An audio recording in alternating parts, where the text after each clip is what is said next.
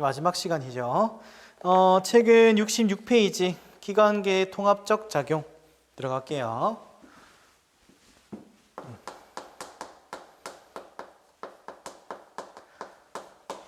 자, 우리가 기관계라고 하면은 굉장히 다양해요. 그 중에서 우리는 네 가지만 봅니다. 소화, 순환, 호흡, 배설 이렇게 네 가지만 볼 거예요.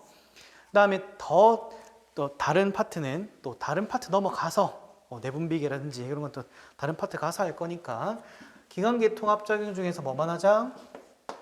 소수노배만 하자. 자, 소화계 말 그대로 음식물을 섭취해서 분해시킨 다음에 흡수하는 작용을 우리가 소화라고 부르죠. 소화에는 방식이 크게 두 가지가 있다. 기계적,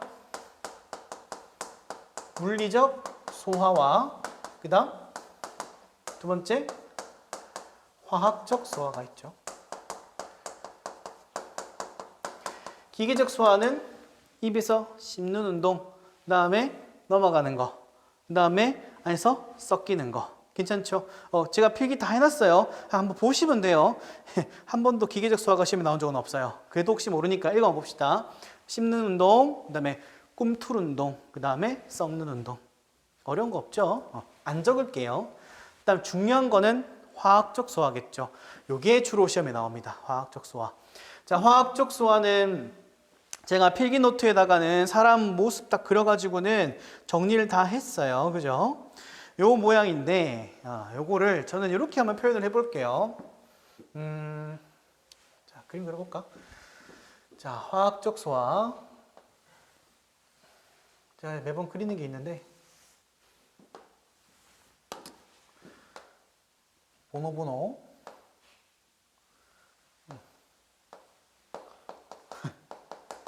잘 못 그리겠어.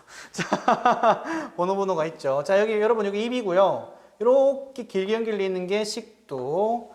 이렇게 생긴 건 뭐라고 해요? 위 아래쪽에 있는 소화액을 분비하는 기관을 이자. 그 다음에 크게 이렇게 보면은 이렇게 소장이 있고 크게 한 바퀴 도는 큰 장을 대장. 괜찮죠? 맨 마지막 항문. 그 다음에 여기 삼각형처럼 생긴 요거 친구 뭐예요? 간.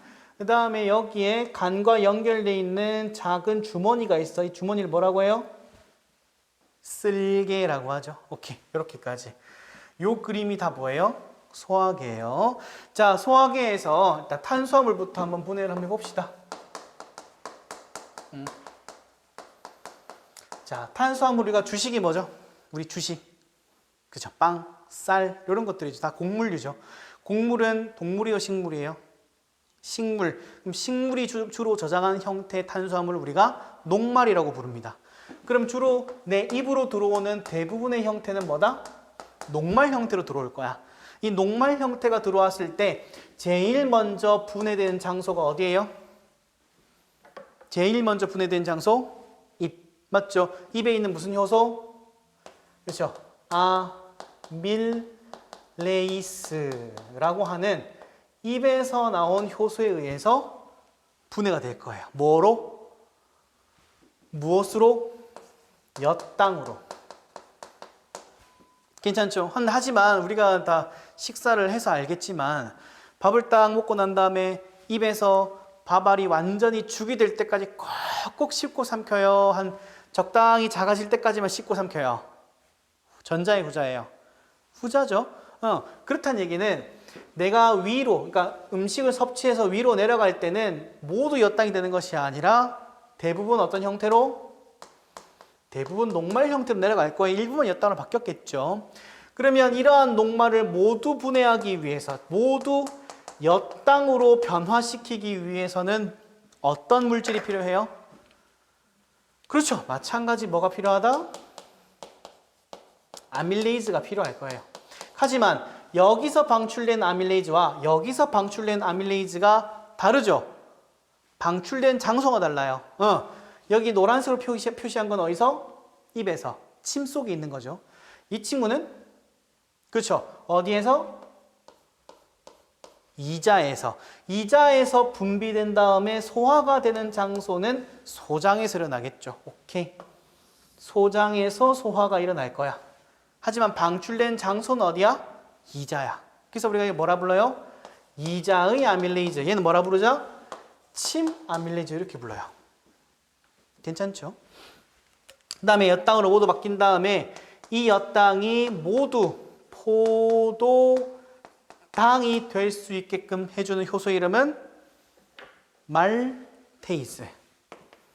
말테이즈는 어디서 분비돼요? 그죠? 장에서 분비되는 거죠. 마찬가지 장에서 소화가 일어날 거고. 됐다. 그런 다음에 포도당이 아주 작은 기본 단위니까 흡수할 수 있다. 그 다음에 단백질. 자, 단백질은 알다시피 이 친구는 맨 처음 분해된 장소가 어디예요? 단백질 맨 처음 분해된 장소는 위죠. 입 맞아요, 아니에요? 아니죠, 그죠? 입에서 만약에 단백질 분해가 일어나면 되게 재밌잖아요. 서로 대화하다 침 탁 튀기면 피부 탁 녹아버리잖아요. 무슨 말인지 알죠? 단백질은 뭐다? 폴리펩타이드로 분해될 건데 이 분해가 최초로 일어나는 장소는 어디다? 위에서 일어난다. 무슨 효소? 펩신에 의해서.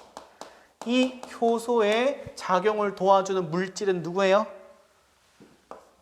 그렇죠. 이렇게 쓰고 한국어로 염산이라고 읽습니다. 염산이 이렇게 된다. 됐죠? 자, 그 다음에 폴리펩타이드가 조금 더 작은 형태로 트라이펩타이드. 트라이면 몇 개? 3개. 다이펩타이드 몇 개? 2개. 그러니까 작은 형태로 나누는 거네요. 그죠? 그러면 한 개짜리는? 그렇죠. 아미노산이죠. 안 속네. 모노펩타이드 할 줄 알았는데. 됐죠? 오케이. 자, 그러면 이렇게 분해가 될 거야. 그러면 아미노산. 좀 위에 적자. 아미노산. 자, 그럼 각각 분해될 때 여기에서 폴리펩타이드가 즉 단백질 형태로 물론 또 내려올 거야. 마찬가지. 이 친구가 분해될 때 누구에 의해서? 트립신이라고 하는 물질에 의해서 분해될 건데 이 트립신 어디서 분비돼요? 이자에서 분비돼서 소장에서 소화가 일어날 거예요. 분비된 장소예요. 분비된 장소. 그 다음에 여기서는 펩티데이즈. 펩티데이스라고 하는 물질이 마찬가지 이렇게 와서 분해가 일어날 거예요. 괜찮죠? 그럼 아미노산이 가장 낮은 단위니까 흡수할 수 있다. 마지막 중성지방. 지방질 성분은 덩어리 형태로 들어온 경우가 굉장히 많아서 이 지방질 성분을 조금 좀 부드럽게 또는 조금 잘게 부술 수 있는 이러한 작용을 뭐라고 하자? 지방유화라고 하자. 이렇게 지방유화를 시켜주는 물질의 이름은 쓸개즙이 한다. 자, 쓸개즙은 어디서 만들어요? 간에서 만들어서 어디 저장했다가 쓸개에 저장해놨다가 필요할 때마다 꺼내 쓰는 거예요. 자, 쓸개즙은 소화 효소로서 기능한다. 맞아, 틀려요? 틀려요. 뭐라고 해야 돼요? 기계적 소화라고 불러야 돼요. 기계적 소화야. 얘는 왜요? 소화 효소가 화학적인 성분을 들고 있지 않기 때문이에요. 단순하게 뭐 할 뿐? 크기를 작게 만들어줄 뿐. 그러면 실질적으로 얘를 모노글리세리드와 지방산으로 나누어주는 이 효소의 이름은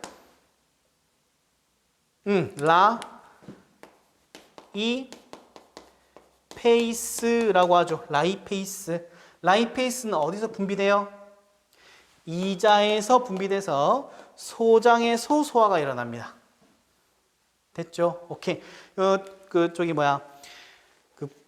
필기노트 보시는 분들은 거기 제가 화학적 소화 그림 다 그려놨어요. 여러분 이거 보시면서 복습하시면 됩니다. 거기에 빨간색으로 표시한 거 있죠? 빨간색. 딱 공통점이 뭐예요? 빨간색 표기한 거. 자, 공통점이 뭐예요? 모두 이자에서 분비돼요. 그러면 시험 문제 이렇게 나올 수 있어요. 이자는 3대 영양소를 모두 분해할 수 있는 능력이 있다. 기능이 있다. 맞아, 틀려요? 맞네. 다 기능할 수 있네. 괜찮죠? 하지만 이자에서 직접적으로 뭔가 분해가 일어나는 건 아니야. 어디로 가서? 소장으로 넘어가서 분해가 일어나는 거야. 됐죠? 그 다음에 파란색은 뭐예요? 파란색. 파란색은 장효소, 장액, 소장에서 나오는 효소에 의해서 분해되는 것. 됐죠? 그 다음에 독특한 건 침, 그 다음에 위, 그 다음에 간. 됐죠? 간은 소화효소가 아니다. 됐죠? 하지만 우리가 소화계를 설명을 할 때 간은 소속을 반드시 소화계라고 해야 돼요. 아시겠죠? 약속이에요, 약속. 이 친구는 소속이 어디라고요? 소화계예요. 자, 이렇게 분해된 다음에 가장 낮은 단위인 포도당, 아미노산, 모노글리세리드, 지방산이 다 만들어지고 나면 뭐 해요? 흡수해야지. 흡수는 어디서 일어나요? 자, 흡수. 3으로 써야 되고요. 흡수 어떻게 일어나요? 네, 소장의 융털돌기라고 해야 되겠죠. 여기 넓은 데다 쓸게요. 소장의 융털돌기를 그림을 그려보면 이렇게 한 개만 딱 그렸어요. 여기에 보면 가운데 굵직한 선이 하나 있어. 이 친구는 뭐에 연결돼 있어요? 림프관이라는 걸로 연결돼 있고, 이 친구 이름은 뭐예요?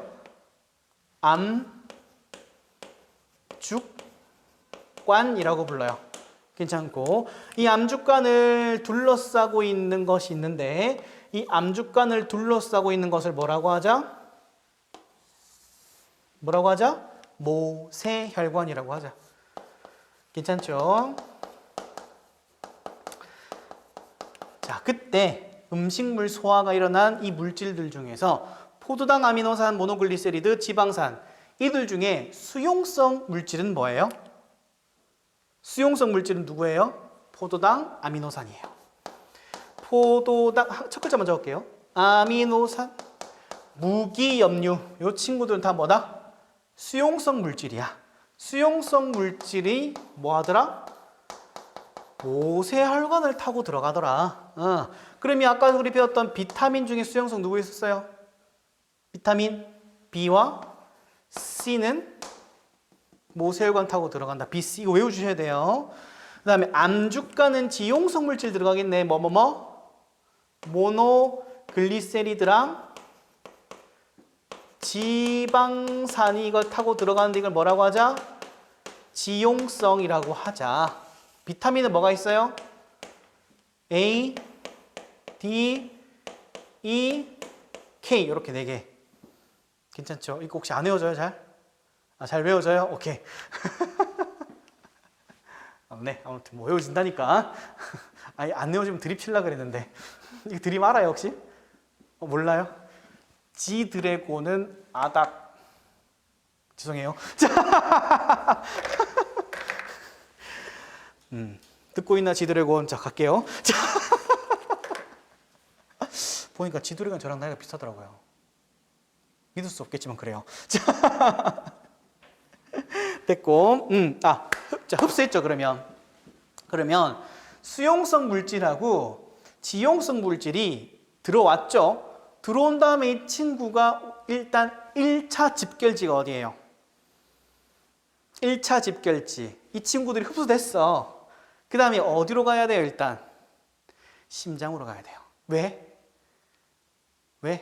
온몸으로 퍼뜨리려고. 괜찮죠? 자, 그럼 가볼게요. 그럼 말 나온 김에. 이 친구가 이게 소장이야. 소장 내부야. 그러면은 당연히 흡수했던 물질이 있겠죠. 모세혈관으로 흡수할 수도 있고, 그 다음 뭐로 흡수할 수 있고, 림프관으로 흡수할 수도 있죠. 그러면 이런 식으로 수용성 물질이 여기에 있는 모세혈관, 즉 혈관 타고 움직일 때 얘가 바로 심장으로 가는 게 아니라 중간에 뭘 거치고 가요? 간을 거치고 가. 간을 거치고 갈 때 중간에 이거 갔다가 들어가는 거예요. 괜찮아요? 그런데 암주간인 림프관은 이 친구는 어떻게 가요? 림프관, 가슴관 이런 식으로 림프관을 쭉 타고 움직이다가 중간에 뭐로 바뀌어요? 그렇죠? 혈관으로 바뀌어 들어가는 거예요. 이걸 우리가 책이마다 다른데 뭐 빗장, 밑장맥 이렇게 불러요. 이 친구 타고 들어가는 거예요. 괜찮죠? 그러면 봐요. 여기 제가 빨간색으로 표기한 이러한 형태의 경로를 수용성 물질 경로, 이렇게 파란색으로 표기한 걸 뭐라고요?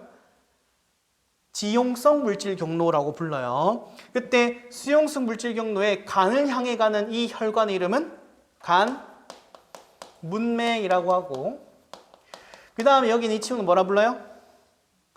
간 정맥이라고 부릅니다. 괜찮죠? 오케이.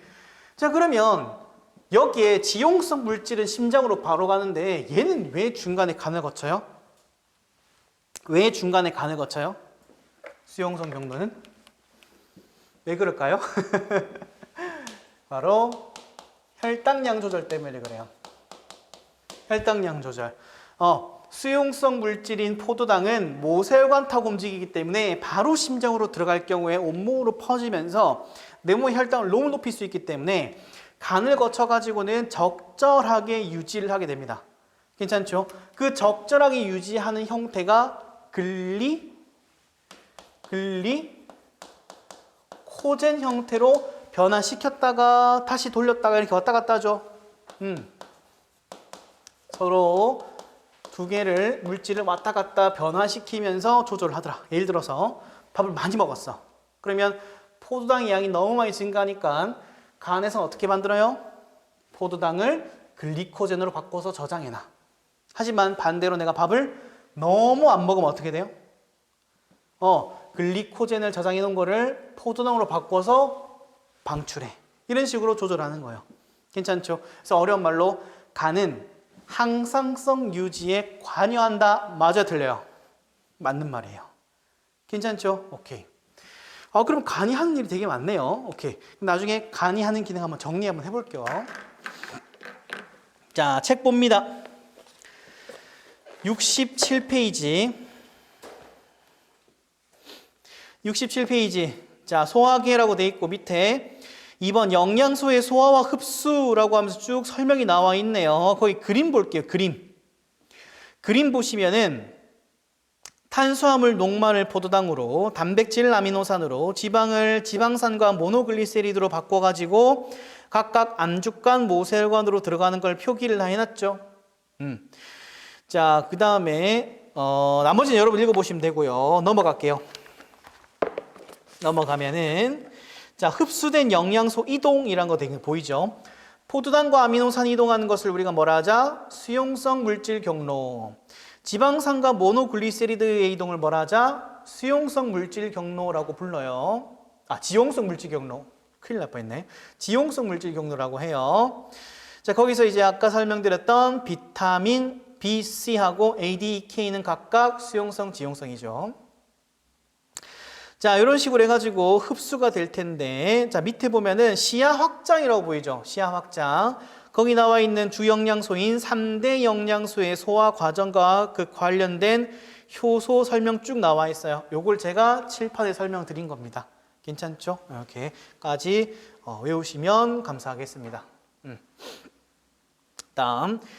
자, 넘어가서 69페이지. 이제 순환계 설명을 조금 해볼게요. 이거 지웠다 갈게요. 네. 자, 좀 지우고 갈게요. 네. 자, 그럼 두 번째 갑니다. 순환계.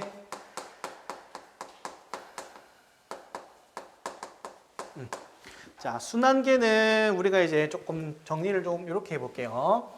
첫 번째, 혈액 얘기를 좀 해볼게요. 뒤에 가면은 혈액형 파트 들어갈 때 이런 걸 조금 미리 공부하려고 설명 좀 드릴게요. 자, 혈액은 뭐와 뭐로 구성되어 있다? 혈장 성분과 혈구 성분으로 되어 있어요. 혈장 성분의 주된 물질은 뭐예요? 주요 물질, 대부분을 차지하고 있는 거 물입니다.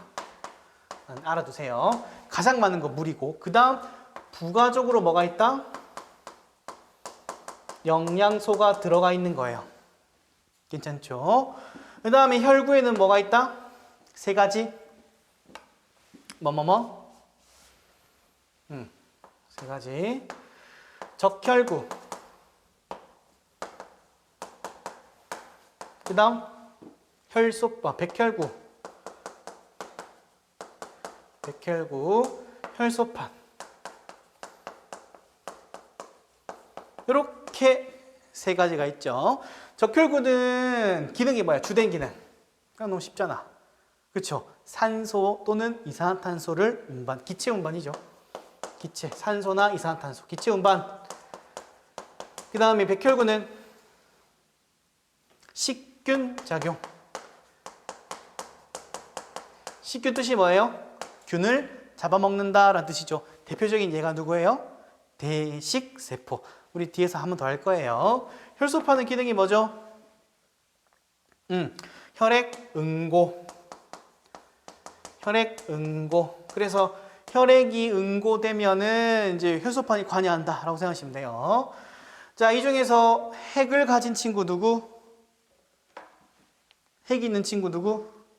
백혈구가 핵이 있는 거죠. 괜찮죠? 나머지는 핵이 없어요. 됐죠? 그 다음에 누가 가장 크기가 작아요? 가장 작은 애. 제일 작은 애. 혈소판이 가장 작아요. 가장 큰 거는 백혈구가 제일 큽니다. 가운데겠죠? 괜찮죠? 오케이. 그 다음에 가장 수가 많은 거. 제일 많은 거. 적혈구가 제일 많아요. 여러분 다 눈으로 대화하고 있는 거 맞죠? 나 잘 안 보여. 됐죠? 이렇게까지. 제일 많은 거. 제일 적은 건 백혈구고 혈소판 중간인데 요거는 경우에 좀 따라 달라요. 왜냐면 상처나거나 염증 생겼을 때 백혈구가 많아질 때도 있거든요. 그래서 그냥 일반적으로 제일 뭐가 많다? 적혈구가 제일 많다 정도만 아시면 돼요. 오케이. 됐다. 그 다음에 2번. 혈관. 혈관은 세 종류가 있죠. 동맥, 정맥, 모세혈관.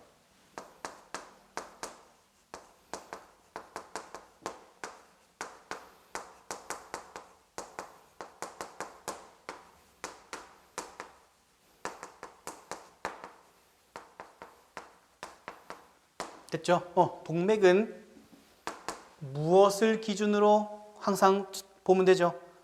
그렇죠? 심장을 기준으로 보면 되죠. 동맥은 항상 심장, 마찬가지 정맥도 똑같아요. 정맥도 항상 기준은 누구다? 심장을 기준으로 본다. 동맥은 심장에서 나가는 거예요? 들어오는 거예요? 그렇죠? 나가는 거. 심장에서 나가는 혈액이 흐르는 혈관이래요. 괜찮죠? 그럼 얘는 뭐라고 부르면 돼요? 정맥은 심장에서 들어오는, 심장 죄송해요. 조사가 안 돼. 심장으로 들어오는 혈액이 흐르는 혈관. 됐죠? 그래서 이제 항상 기준을 심장으로 해가지고 들어가는지 나가는지를 보면 된다 그랬었죠. 모세혈관은 뭐예요? 동맥과 정맥 사이에 있는 아주 얇은 한 층의 세포로 되어 있는 물질 교환에 용이한 혈관인 거죠. 괜찮죠? 오케이. 자, 그러면 이 셋 중에 누가 제일 두꺼워요? 누가 제일 두꺼워요? 동맥이 제일 두껍죠. 그 다음에 정맥이고 모세혈관이고. 누가 가장 넓은 분포를 차지해요? 분포. 누가 가장 넓어요? 누구예요? 모세혈관이자. 잘 모르겠어요. 갈게. 여러분 제가 필기노트에 적어놨는데. 자 볼게요. 두께 누가 제일 두껍다? 이 친구 1등, 2등, 3등 이러면 되겠다. 괜찮죠? 그 다음에 넓이, 분포. 누가 제일 넓다? 제일 많이 분포되고 있다? 모세혈관 1등, 제일 뭐 적은 건 이거겠죠. 됐죠? 오케이. 그 다음에 압력. 누가 제일 압력이 높아요? 그렇죠. 동맥이 가장 높겠지. 가장 많이 받으니까. 그 다음 누구? 모세혈관. 이게 3등이에요. 정맥이 가장 낮죠. 오케이. 됐다. 혈관까지. 모세혈관은 물질 교환을 한다. 됐고. 자, 그 다음 심장 갑니다. 세 번째 심장. 심장이 바운스 바운스.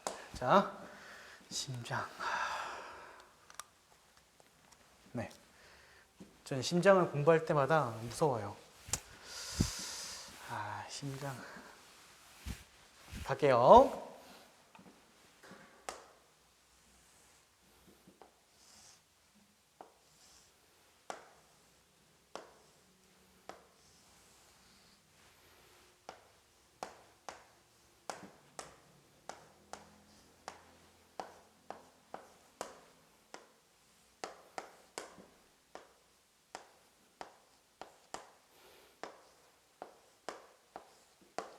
자, 심장을 어떻게 보면 되죠?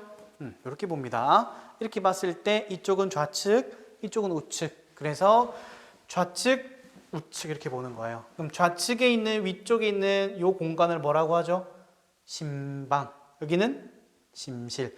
좌심방, 좌심실. 요거는 우심방, 우심실. 괜찮죠? 자, 그럴 때 혈액이 만들어 나갈 거예요. 첫 번째. 이렇게 혈액이 나간대요. 동맥이에요, 정맥이에요? 그렇죠, 동맥이죠. 이 동맥이 폐를 향할 거야. 그럼 뭐라 부르자? 폐동맥이다. 됐죠? 그럼 폐동맥은 폐에 오게 되면 뭘 밖으로 내보내요? 그렇죠, 이산화탄소를 밖으로 내보내고 산소를 들여서 돌아올 거예요. 그러면 들어오는 거니까 뭐라 하자? 폐정맥이라고 하자. 괜찮죠? 들어와서 쭉 왔다가 띠리리리리 쭉 나가는 거예요. 그러면 이건 뭐라 하면 돼요? 동맥. 크게 돈다 그래서 대동맥. 괜찮죠? 그 다음에 대동맥이 우리 온몸을 거쳐가지고 뭘 전해줘요? 산소를 전해주고 뭘 받아와요? 이산화탄소를 받아올 거야. 대정맥. 이렇게 받아온 거를 이렇게 다시 시작. 괜찮죠? 자, 이런 식으로 왔다 갔다 하는 과정을 거치게 될 거예요. 그래서 우리 온몸 조직에 산소를 전해주고 뭘 받아오고? 이산화탄소는 받아오고. 자, 그때 중요하게 여기는 몇 가지가 있는데 간, 소장, 콩팥이 좀 중요합니다. 자, 여기 보면은 대동맥에서 콩팥으로, 콩팥에서 이런 식으로 정맥으로 이렇게 바뀌어 가겠죠. 그때 이름 어떻게 붙여주면 돼요? 그렇죠. 콩팥, 동맥, 콩팥, 정맥 이렇게 이름 붙이면 돼요. 별거 없고. 마찬가지. 이런 식으로 각각 뭐가 있다?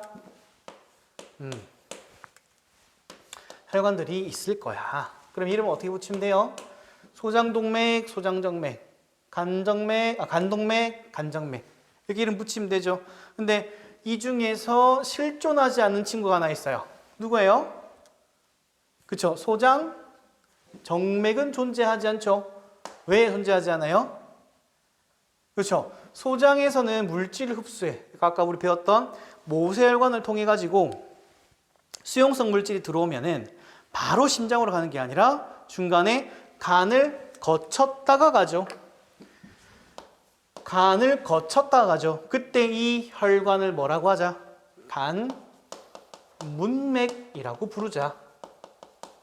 괜찮죠? 기억나시죠? 간문맥. 왜 이름을 이렇게 붙인 거예요? 심장을 기준으로 동맥, 정맥 이름 붙였는데 심장이 없잖아. 그래서 이름을 이렇게 붙인 거예요. 괜찮죠?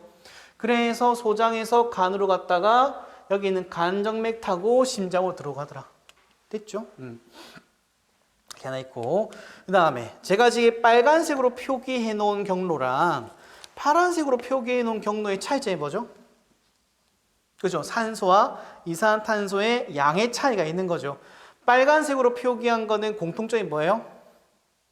산소의 양이 많은 상태고, 파란색은 이산화탄소의 양이 많은 상태인 거 이해되죠? 이런 식으로 산소의 양이 많은 혈액을 우리는 뭐라고 하자? 동맥혈이라고 하자. 이산화탄소는 뭐라고 하자? 정맥혈이라고 하자. 자, 그럼 여기서 보면은 폐 동맥에는 무슨 혈? 정맥혈이 있는 거고, 폐 정맥에는 무슨 혈? 동맥혈이 있는 거죠. 대동맥에는 뭐가 있어요? 동맥혈. 대정맥에는 그렇죠? 정맥혈. 됐죠? 그다음 한 개 더. 자, 콩팥의 그림을 그렸는데 콩팥에 보면은 여기에 콩팥 동맥하고 콩팥 정맥 중에서 어디가 더 요소의 농도가 높아요? 다시 1번, 2번. 누가 더 요소의 농도가 높아요? 1번이죠. 이유는 콩팥의 기능이 요소를 걸러서 밖으로 배설하는 기능이니 당연히 여기 요소 농도가 높고 다 걸러져서 필터링 되어 나올 테니까 요소의 농도가 낮겠구나. 괜찮죠? 오케이. 자, 이렇게 이해하시면, 이해라고 해야 되나? 외우시면 될 것 같아요. 제가 약간 그 입버릇처럼 한 얘기가 뭐 이해하시면 됩니다 이러는데 사실 이해할 거 없어요. 외우셔야 돼요. 아시겠죠? 처음에 공부하실 때 좀 힘들 수 있어요. 하지만 여러 번 반복해서 보시면 금방금방 외울 수 있습니다. 자, 그 다음 여기에 폐는 심장 바로 옆에 있죠. 심장을 기준으로 폐가 양쪽에 이렇게 있죠. 하지만 심장을 기준으로 손끝, 발끝까지 산소를 전해줘야 돼요. 그러면은 폐가 이렇게 슉슉슉슉 도는 요 과정을 우리가 폐순환이라고 하는데, 이 폐순환은 바로 옆에서 왔다 갔다 하기 때문에 작게 돈다 그래서 소순환이를 부르기도 해요. 부른 이름이에요. 근데 여기에서는 대동맥 타고 크게 움직이는 건 뭐라고 해야 돼요? 온몸순환. 그 다음에 온몸순환. 그 다음에 다른 말로 하면은 대순환 되겠다. 크게 도니까. 됐죠? 그러니까 이렇게 보시면 될 것 같아요. 오케이. 자, 책 봅니다. 69페이지. 자, 69페이지 아래쪽에 2번에 보면은 순환계가 나와 있어요. 자, 순환계에서는 당연히 물질 운반이나 이런 것들 하는 게 이제 기능인데, 거기 보면은 뭐 동맥, 정맥 이런 설명이 막 나와 있죠. 이제 그냥 보고 지나갈게요. 지나가요. 70페이지 잠깐 볼게요. 70페이지 보면은 산소 공급과 이산화탄소 배출의 그림을 좀 보려고요. 자, 여러분 그림 보시면은 심장을 기준으로 혈액이 나가는 건 뭐라고 불러요? 동맥.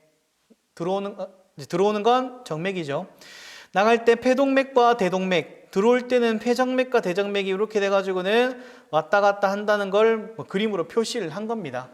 별거 없어요. 아까 제가 설명드렸던 게 다라고 생각하시면 돼요. 자, 다시 돌아와서 거기 보면은 동맥혈과 정맥혈이라고 69페이지 맨 아래쪽에 보면은 나와 있어요. 거기 동맥혈과 정맥혈의 설명을 한번 읽어보면, 동맥혈은 산소가 많고 이산화탄소가 적은 혈액, 정맥혈은 산소가 적고 이산화탄소가 많은 혈액이다 라고 나와 있죠. 제가 이게 말씀드리는 거는 뭐 동맥은 깨끗하고 정맥은 더럽고 이런 느낌 아니에요. 그냥 단순히 산소가 많냐 적냐로 구분을 하셔야 합니다. 되셨죠? 오케이.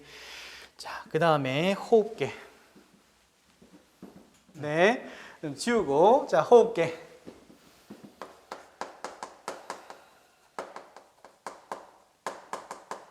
자, 호흡계는 일단은 물질이 이동할 때 산소랑 이산화탄소가 이동하는 게 이제 호흡계죠. 그때 기체들이 교환이 일어난다는 표현을 써요. 왜냐면 필요에 따라 산소를 받아들일 수도 있고 이산화탄소를 내보낼 수도 있고, 이런 이제 위치만 좀 다른데 이런 식으로 기체가 교환하는 현상을 우리 호흡이라고 했던 거예요. 그렇다면 이러한 기체 교환의 원리가 무엇이냐라고 하면은 이런 거예요. 어떤 공기 덩어리가 이렇게 두 개가 있어. 여기에 산소가 한 개,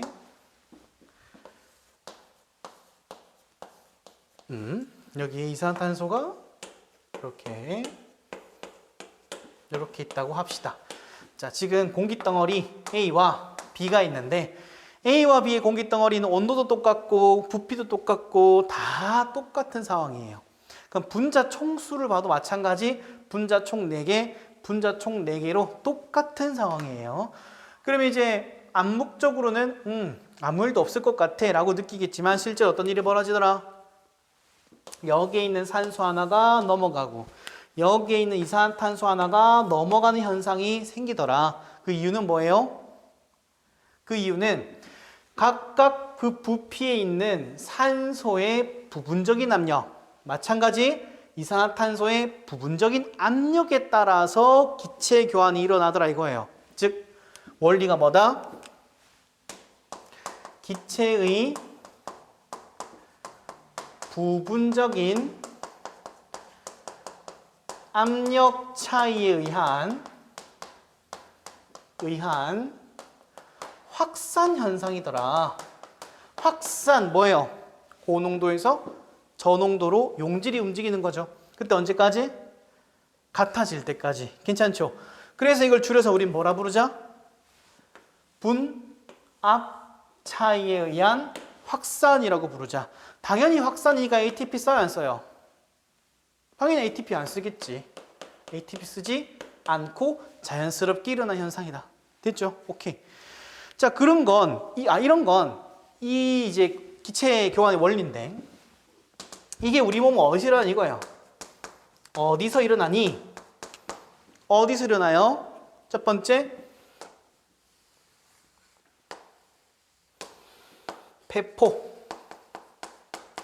폐포를 감싸고 있는 혈관이 이렇게 있어. 그럼 이때 이 혈관에서는 당연히 어떤 물질이 폐포를 향해 넘어가요? 이산화탄소가 이렇게 넘어가서 밖으로 나가버리겠죠. 반대로 산소가 들어오겠죠. 괜찮죠? 그럼 기체 교환이 있는 거예요, 없는 거예요? 있는 거죠. 그럼 기체 교환이 존재하니까 여기서 일어나는 호흡을 우리는 뭐라고 부르자? 바깥쪽에서 일어나는 호흡이다. 그래서 외호흡이다 이렇게 부르는 거예요. 왜냐하면 밖과 연결되어 있으니까. 그 다음에 안쪽에 세포가 이렇게 있어. 마찬가지 혈관이 이렇게 연결되어 있다고 합시다. 자, 이렇게 혈관이 연결되어 있대요. 그랬을 때 마찬가지 얘가 이산화탄소를 내보내고 산소를 받아올 거야. 그럼 마찬가지 여기서도 기체 교환이 벌어지네요. 그럼 이건 뭐라고 하자? 그렇죠. 몸 안에서 일어난다 그래서 내호흡 이렇게 부르는 거예요. 그 다음 마지막으로 세포 내부에 미토콘드리아가 있어. 얘 미토콘드리아야. 미토콘드리아도 얘는 뭐 해요? 그죠? 이 친구가 산소를 받아서 이산화탄소를 내보내는 이 작용을 우리는 뭐라고 하자? 세포에서 일어나는 호흡이라 그래서 세포호흡이다 라고 부르는 거예요. 자, 세 가지 다시 폐포랑 연결돼서 외부랑 연결돼 있는 이러한 호흡을 바깥과 연결돼 있다 그래서 외호흡. 세포 내부에 있는 조직 세포에게 산소와 이산탄소가 교환하는 이 과정을 뭐라고? 내호흡. 그 다음에 미토콘드리아 세포 내부에서 일어나는 호흡을 뭐라 하자? 세포호흡이라 그러고 세포호흡은 대명사처럼 쓰이죠. 에너지를 만들어내는 작용이다 라고. 됐죠? 오케이. 자, 오케이. 이렇게 아시면 될 것 같아요. 다른 책은 한번 읽어보시면 될 것 같고. 자, 마지막으로 71페이지에 있는 노폐물 생성과 배설에서 배설계까지 하고 마무리를 하겠습니다. 배설계.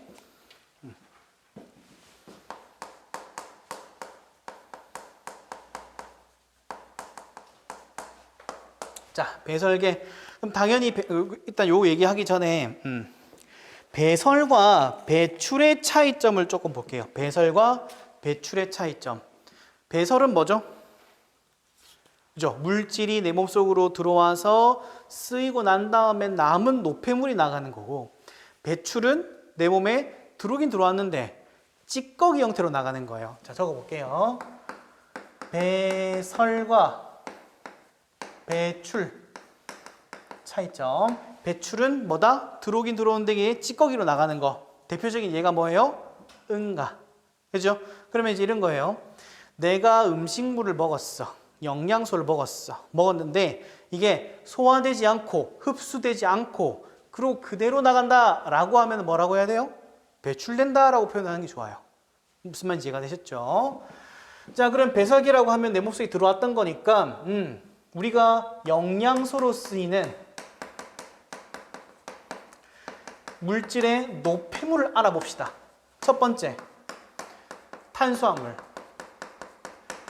탄수화물은 구성 원소가 CHO로 구성되어 있고, 지방, 중성지방. 중성지방, 이 친구는 뭐로 되어 있어요? 마찬가지 CHO로 구성되어 있고, 세 번째, 단백질의 경우는 어떻게 되어 있어요? CH가 공통으로 있는데 질소가 포함되어 있죠. 그래서 여기에 있는 이 친구들을 통해서 만들어질 수 있는 노폐물은 어떤 형태? 이산화탄소와 그렇죠, 물이 있다. 이산화탄소는 어떻게 밖으로 나가요? 그렇죠, 호기, 날숨을 통해 나가죠. 호기, 날숨. H2는 어떻게 나가요?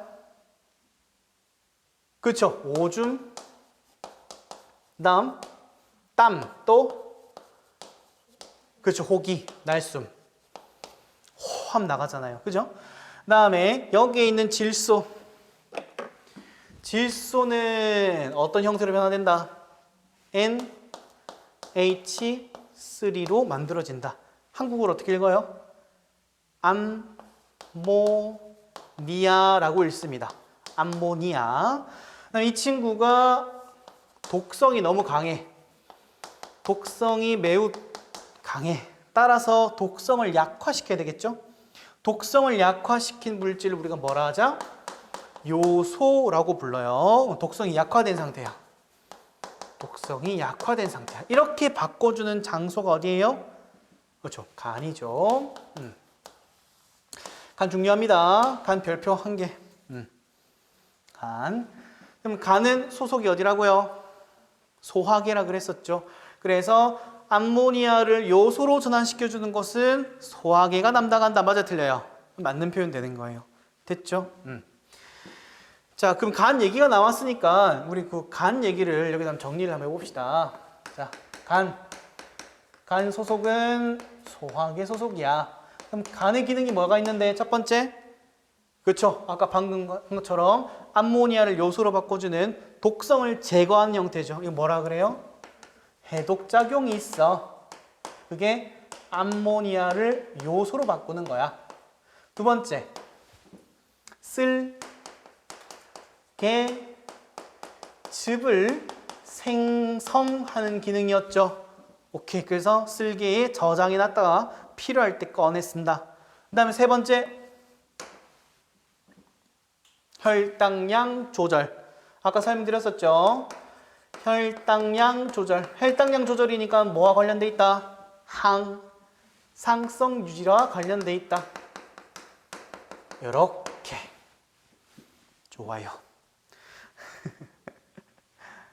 됐죠? 오케이.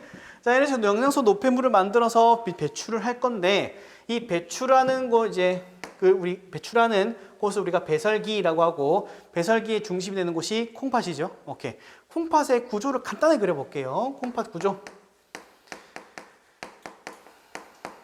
자, 콩팥의 구조는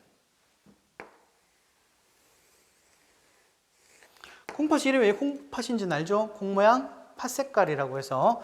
콩팥이 어디 있어요, 우리 몸? 어디 있어요? 어디 몰라요? 예, 예, 예. 여기 등 여기 있어요. 여기 등 뒤에 자기 주먹 딱 졌을 때 그 주먹 크기만 해야 돼요. 오케이. 자, 이 친구가 혈관이 이렇게 들어간데 이거 무슨 맥? 콩팥? 동맥. 오케이. 심장 여기 있으니까. 이건 뭐예요? 콩팥, 정맥. 그 사이에 있는 미세한 관을 뭐라 하자? 모세혈관. 근데 모세혈관이 콩팥에서는 좀 특이하게 뭔가 돌돌 말려 있어. 이걸 뭐라 하자? 그렇죠. 사구체. 사자는 실사, 공구, 실 모양의 혈관이란 뜻이겠죠. 그 다음에 여기에 있는 사구체를 감싸고 있는 주머니가 있어. 이건 딱 보면 알아. 무슨 주머니? 딱 보면 안 주머니. 보면 주머니. 죄송해요. 이렇게 돼 있어요. 보면 주머니. 보먼이 사람 이름인 거 알아요? 보우만이라는 사람이 발견했대요. 아무튼 그래요. 그 다음에 여기서 미세한 관을 뭐라 그래요? 미세한 관. 세뇨관이라고 하죠. 세뇨관. 세뇨리타. 세뇨관. 그 다음에 여기에 집합관 있고, 그 다음에 신우라고 하는 곳이 있죠. 콩팥, 깔때기. 그 다음에 여기 있는 오줌관 타고 쭈루루 탄 다음에 방광 갔다가 요도 타고 나오죠. 오케이. 이 정도만 할게요. 너무 자세히 힘드니까. 이 중에서 여기에 사구체 친구랑 보먼 주머니를 묶어서 뭐라고 부르자? 말피기 소체라 그래요. 말피기 소체. 안 들어봤어요? 말피기 소체. 사람 이름이에요. 말피기라는 사람을 발견했어요. 그 다음에 여기에 있는 세뇨관까지 말피기 소체랑 세뇨관까지 다 묶어서 뭐라고 하자? 이걸 네프론이라고 하죠. 네프론. 이걸 우리가 다른 말로 뭐라 그래요? 콩팥의 기본 단위, 신단위라고 부르죠. 신장의 단위, 신단위, 네프론. 됐다. 그러면 이 콩팥에 있는 사구체 보먼 주머니 세뇨관을 확대해서 그림을 그려볼게요. 확대해서. 여기 혈관이 있어.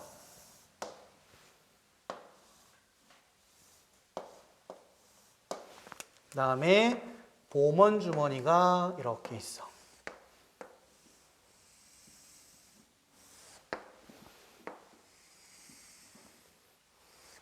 이렇게 있고, 이 친구가 중간중간에 혈관을 감싸고 있어. 혈관이 세뇨관을 감싸고 있어. 괜찮죠? 요게 모세혈관. 그 다음에 여기 있는 미세한 관을 세뇨관. 그 다음에 여기 있는 주머니를 보먼 주머니. 그 다음에 여기 튀어나와 있는 이 친구는 뭐라 부르면 돼요? 사구체. 됐죠? 오케이. 자, 그러면 여기서 혈액이 흐를 텐데 혈액이 이렇게 흐른다고 합시다. 그럼 혈액이 흘러 지나갈 때 여기에 있는 사구체에서는 물질이 이렇게 통과할 수 있어요. 이러한 통과 과정을 우리는 뭐라고 하자? 여과라고 부르기로 했습니다. 이때 여과는 여기서 밀려온 혈액이 꽉 밀어가지고 들어오는 거예요. 그걸 뭐다? 압력에 의해서 밀려 나오는 거예요. 압력. 괜찮죠? 압력에 밀어버리는 거예요. 그러면 여기 구멍이 아주 미세하기 때문에 아주 크기가 작은 물질들은 통과할 수 있어. 하지만 덩치가 큰 친구들은 그냥 통과해요. 대표적인 예가 뭐가 있죠? 그렇죠. 혈구 성분들. 대표적으로 적혈구, 백혈구. 적혈구 튀어나오면 정말 큰일 나요. 그렇죠? 병원 얼른 가봐야 돼. 그 다음에 단백질 성분들. 이 친구도 덩어리이기 때문에 단백질 성분. 마찬가지 지방 덩어리도 그냥 지나갑니다. 그래서 우리가 소변 볼 때 혈구나 단백질 성분 이렇게 나오면 안 돼요. 정상적이라고 한다면. 자, 근데 여과돼서 나온 물질의 처음 물질을 우리가 원료라 그래요. 원료. 처음에 오줌이다 라는 뜻이겠죠. 이 원료가 여기에 있는 방광으로 향할 때 중간에 어떤 일이 벌어진다? 세뇨관에서 제흡수도 하고 분비도 하고 여러 가지 작용이 일어나죠. 그러면 원료의 대표적인 물질이 앞 글자만 쓸게요. 아니다, 다 적을까? 앞 글자만 쓸게요. 아미노산, 포도당, 그 다음에 물, 무기염류, 요소, 이렇게 원료로 내려옵니다. 이 친구들은 필요에 따라서 재흡수될 수도 있고 일부 확산될 수도 있고 괜찮죠. 자, 그때 아미노산과 포도당은 너무너무 중요해. 너무 중요해서 어떻게 해야 돼? 다 뭐 해야 돼요? 재흡수해야 돼. 몇 퍼센트? 100% 재흡수 해야 돼. 너무 중요하니까. 왜? 영양소잖아요. 내가 어떻게 먹은 건데 나가면 안 돼. 그죠? 자, 물하고 무기염류. 물하고 무기염류는 100% 재흡수되면 될까요? 안 될까요? 될까요? 안 될까요? 안 되죠. 왜? 100% 재흡수면 안 나오잖아. 그죠? 소변이 안 나온 일은 없죠. 오케이. 얘는 99% 재흡수. 괜찮죠? 자, 마지막 요 친구 요소. 이 요소는 뭐예요? 노폐물이죠. 노폐물인데 특이하게도 얘가 50% 재흡수된대요. 왜 그럴까요? 네, 얘가 100개가 만약에 왔다 칩시다. 요소가 100개 다 내려온 거야, 여과로. 그럼 여기는 몇 개예요? 그렇죠? 이건 빵개, 이건 100개잖아. 그러니까 어떻게 돼요? 확산으로 그냥 퍼져나가는 거구나. 괜찮죠? 재흡수 일어날 수 있다. 그 다음에 미쳐 나가지 못한 물질 같은 경우 어떻게 해야 돼요? 그죠? 다시 뭐 해야 된다? 분비해야 된다. 괜찮죠? 대표적인 물질이 뭐 크레아틴이라고 하는데 뭐 그런 게 있다 정도만 아세요. 분비해야 된다. 됐죠? 이렇게 해서 조절된 물질이 밖으로 나가더라. 괜찮나요? 오케이. 자, 책 봅니다. 71페이지. 자, 71페이지 보면은 노폐물 생성, 배설하고 쭉 나와 있는 거 보이시죠? 이건 제가 설명을 다 드렸던 거고, 거기 보면은 그림, 맨 아래쪽에는 그림 봐요. 날숨, 오줌 나가는 거 이제 그림 잘 그려놨죠? 그래서 한번 보시면 되고요. 넘어가서 72페이지. 72페이지에 배설계라 그래가지고 이제 그림 다 그려놨네요. 콩팥, 오중간, 방광, 요도. 자, 넘어가고. 자, 거기 보면은 72페이지에 시야 확장의 맨 아래 보면은 여과, 재흡수, 분비라고 나와 있죠. 거기 이제 각각 어떤 물질이 있는지를 이제 설명을 해놨는데 거기에 오줌 생성 과정에서 물질의 이동 원리라고 되어 있는 부분이 있죠. 여기 체크 하나 해주시고, 자, 여과, 사구체와 보먼 주머니의 압력차에 의해서 일어난다라고 되어 있죠. 압력차의 동그라미. 압력차의 동그라미. 자, 즉 압력이 높은 사구체에서 압력이 낮은 보먼 주머니로 크기가 작은 물질이 그냥 빠져나오는 거예요. 자, 두 번째 재흡수. 자, 물은 삼투에 의해서 재흡수. 자, 물은 삼투 밑줄. 포도당, 아미노산, 무기염류는 능동수송에 의해 재흡수된다. 거기에 포도당, 아미노산, 무기염류, 능동수송까지 밑줄. 일단 분비는 능동수송에 의해 일어난다. 분비되는 물질은 굳이 모르셔도 돼요. 그냥 이렇다 정도만 알면 됩니다. 됐죠? 자, 73페이지는 한번 읽어보시면 돼요. 읽어보시면 되고. 자, 네. 74페이지에 콩즙 분해 관련된 설명이 있는데, 요거는 하나 적을게요. 거기 빈 공간 있죠. 거기에 74페이지 맨 위에 빈 공간 있죠. BTB 용액이라고 하는 지시약이 있습니다. 지시약. 이 지시약을 산성, 중성, 염기성일 때 색깔이 달리 나타나요. 적어볼까요? 요거 좀 지우고.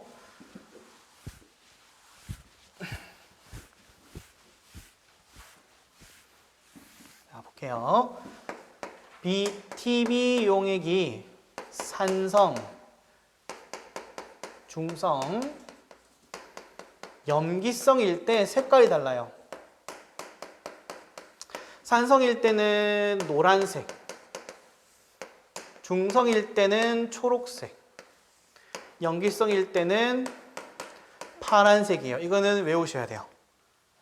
노초파 외우셔야 되고, 그 다음에 이제 BTB 용액을 지금 이 74페이지에 있는 상황을 보니까 증류수는 중성이죠. 그럼 BTB 용액을 아무리 넣어봐야 무슨 색? 그죠? 초록색이죠. 중성이니까. 근데 거기 보니까 오줌 볼까요? D. 오줌은 노란색인데 BTB 용액을 넣으니까 어떻게 됐어요? 초록색 됐죠. 그 말은 무슨 뜻이에요? 중성이란 뜻인 거 이해돼요? 다시. 요소는 중성이에요. 적으세요. 요소는 중성이다. 빈공은 아무 때나 적으세요. 요소는 중성이다. 그 다음 요소가 중성인데 콩즙을 집어넣었더니 파란색으로 바뀌었죠. 그럼 파란색으로 바뀌었다는 얘기는 중성이었던 요소가 무슨 성으로 바뀌었다? 염기성으로 바뀌었다. 괜찮죠? 그런데 옆에 암모니아수인 C를 보니까 C는 이 친구가 염기성이었어요. 그죠? 왜? 색깔이 변화된 걸 보니까 파란색이었거든. 그런 다음에 콩즙을 집어넣어도 변화가 없었죠. 그 계속 뭐였다? 파란색으로서 염기성이었다. 그러면 오줌은 원래 암모니아가 요소로 바뀐 거였으니까 콩즙을 처리하면은 다시 뭐로 바뀌었다? 암모니아로 바뀌었다. 제가 필기해 볼게요. 이런 거예요. 요소라는 물질은 색깔이 초록색이었어. 그 말은 뭐였다? 중성이었다고. 그런데 이 친구를 뭘 처리하니까? 콩즙을 처리하니까 뭐로 바뀌었어요? 색깔이 파란색으로 바뀌었어. 그럼 뭐로 바뀌었다? 염기성이 되었구나. 됐죠? 그때 염기성을 바뀐 게 추측 가능한 게 뭐예요? 이전에 원래 뭐였는데? 암모니아였잖아. 괜찮죠? 그러면 이렇게 바꾸는 건 누가 하는 거예요, 그러면? 그렇죠. 간에서 하더라 이거예요. 괜찮죠? 그러면 콩즙에 있던 특정한 효소에 의해 가지고 요소가 분해됐다고 이해할 수 있죠. 그때 이 효소의 이름은 뭐냐? 유레이스라는 물질이에요. 여기까지 적어주세요. 콩즙에 뭐가 존재한다? 유레이스라고 하는 효소가 있어서 요소를 암모니아로 변화시켰더라. 지금 74페이지는 이번에 개정되면서 새롭게 들어온 개념이에요. 그래서 언제든지 출제가 가능한 부분이기 때문에 물론 나온다면 이게 이제 어떤 상황이나 실험을 제시해 놓고 나올 거예요. 그래서 어려운 건 없을 텐데 다만 여러분들이 BTB 용액에 의해서 산중성 염기성일 때 색깔 변화 외워주시고요. 유레이즈의 기능까지 외워주시면 나중에 문제 풀 때 굉장히 편할 겁니다. 됐죠? 오케이. 자, 문제는 여러분들이 풀어보시면 되고요. 자, 75페이지는 그냥 보시면 되고 77페이지는 반드시 푸셔야 돼요. 마찬가지 개념 기본 문제까지는 꼭꼭꼭 푸시기를 당부드립니다. 적용 문제는 선택.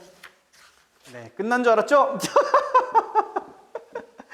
아니, 제가 설명을 이제 미처 못 드린 게 제가 깜빡한 게 있어가지고 요거 설명을 좀 마저 드릴게요. 네. 이게 이제 어떤 걸 물어볼 때가 한 번씩 있냐면 배설량이 어떻게 되니라고 물어볼 때가 한 번씩 있어요. 그래서 이거 사실 공식이랄 것까지는 없고 그냥 이해만 하면 되는 부분이에요. 그럼 배설량이라고 하면은 일단 여과가 돼서 나온 양이 있겠죠. 그래서 여과량이라는 게 있을 거야. 근데 여과량에서 다시 돌아가는 걸 뭐라고 하자? 재흡수라 그랬죠. 그럼 뭐를 빼줘야 돼? 재흡수량을 빼줘야 돼요. 그게 배설량인데 그리고 경우에 따라서 물질 다시 뭐 해요? 분비하기도 하죠. 그래서 분비량까지 이렇게 해주면 되겠습니다. 됐죠? 죄송합니다. 이걸 제가 미리 설명을 드렸어야 되는데 깜빡하고 넘어가 버렸네요. 아무튼 진짜 끝이에요. 빠빠이.